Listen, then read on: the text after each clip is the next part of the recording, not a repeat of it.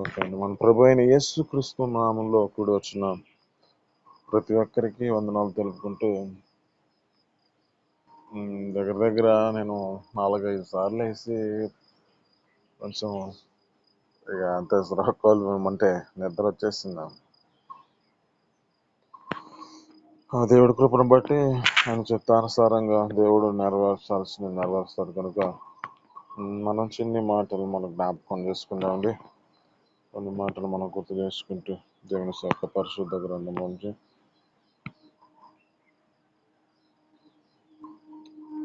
ఆయన మన పట్ల హృదయ వాంఛలు తీర్చాలంటే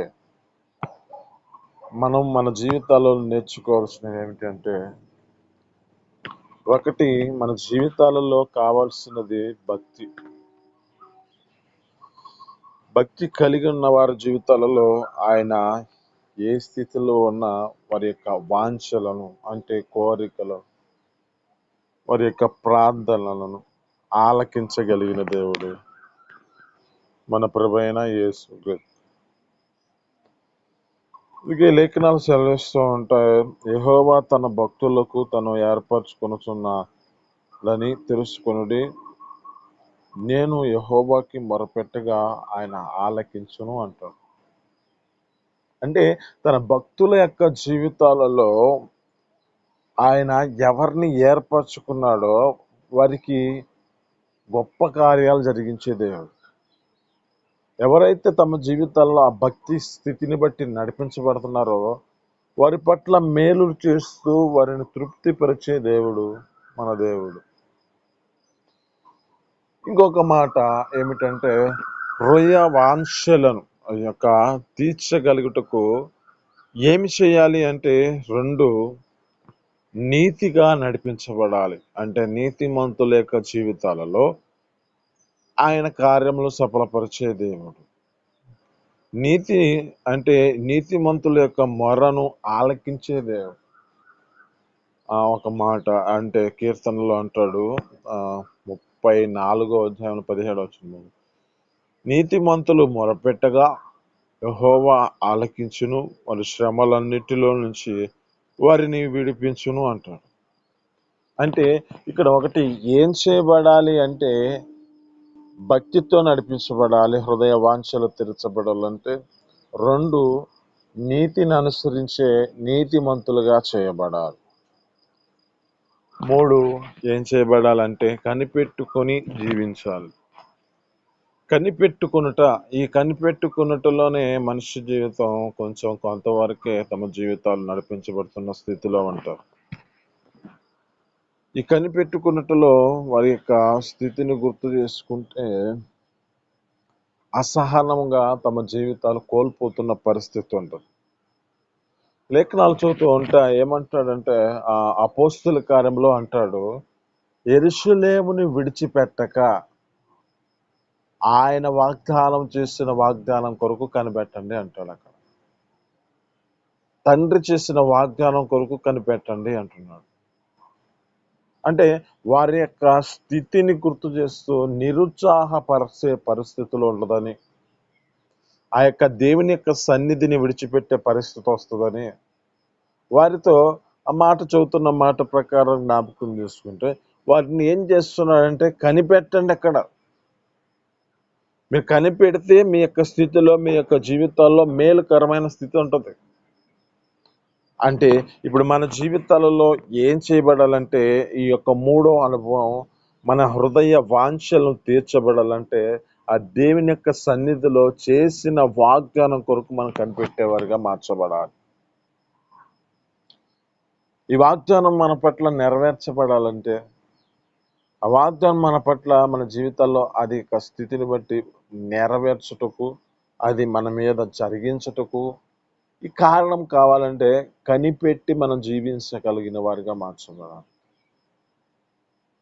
4వ అనుభవం ఏమిటంటే, మన జీవితాలలో దేవుని ఎదుట నిత్యము ప్రార్థన చేసేవారిగా ఉంటే ఆయన వారి పట్ల కార్యాలన్నిటినీ సఫలపరిచే దేవుడు.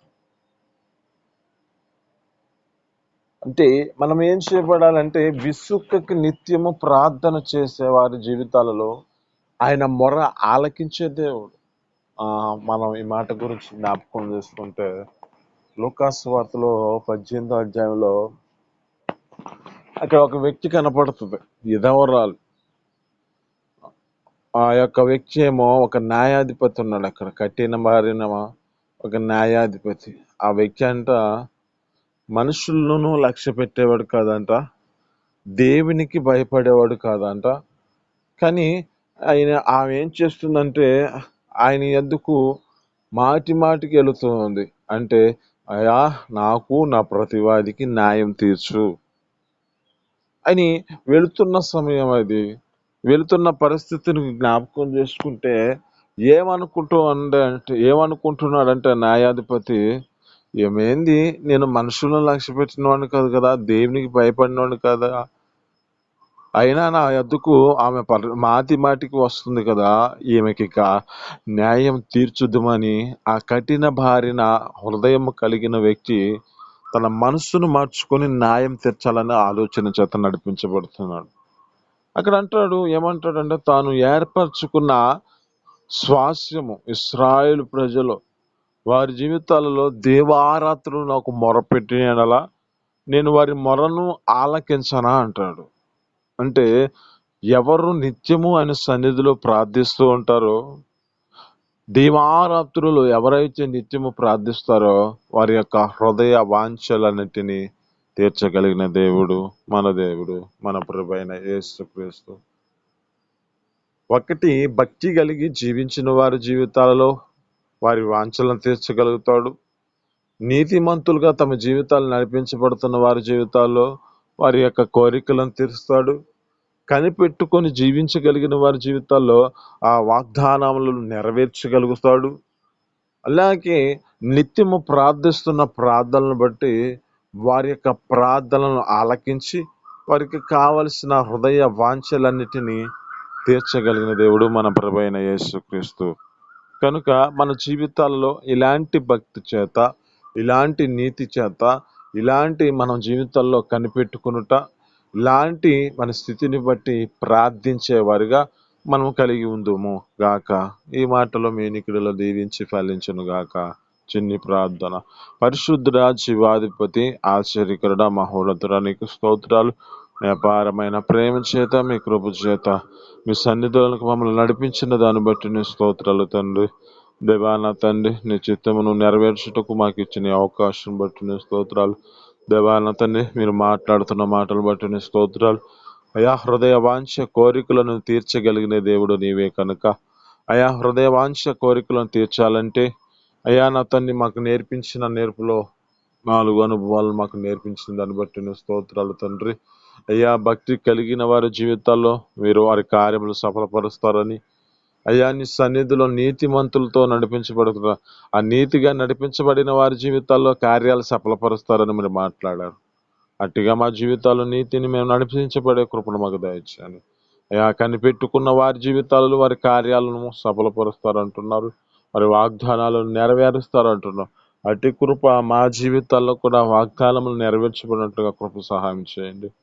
అయ్యా నీ సన్నిధిలో నిత్యము ప్రార్థించేవారుగా ఉన్న వారి జీవితాల్లో విసుగక నిత్యము నీ సన్నిధిలో ప్రార్థించేవారుగా ఉండే కృపను మాకు దయచేసి నీ సన్నిధిలో మొరపెడుతూ ఉండగా మీరు ఆలకించగలిగిన దేవుడు కనుక అటు కృప మాకు అనుగ్రహించి మాకు సమాధానం అనుగ్రహించి నిత్య పరలోక రాజ్యమునకు మేము కూడా వారసులుగా చేయబడినట్లుగా మీరే కృపతోడుగుంచి బలపరచమని, నీకే మహిమ ఘనత ప్రభావాలు తెచ్చుకోమని యేసు పరిశుద్ధ నామమున పొందుకొని జీవిస్తున్నాం తండ్రి. ఆమేన్.